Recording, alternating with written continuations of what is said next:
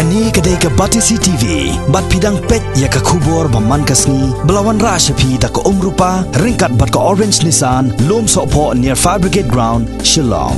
New Nissan Kicks. Bookings open now. Hakani Kyntiew katnan Pharmacology jong ke Neigrihms Hospital, mauding diang, kelapelong ke Lympung Jinghikai ke Baars Ngilanter, halor kapang Health Economics and Outcome Analysis.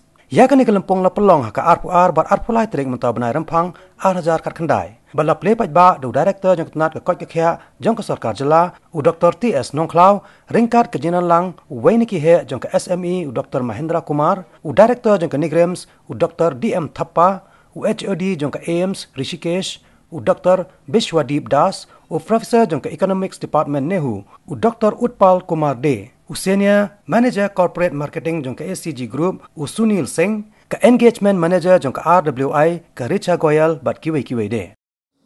A well-informed understanding of the basic economic principles is essential for all practitioners.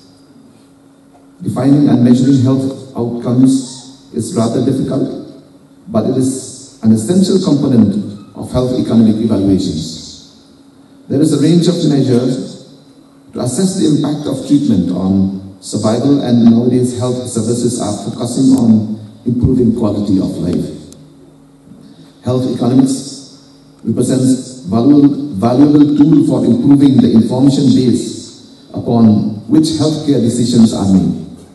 It can help to inform and improve decisions making as a systematic and objective system of thought.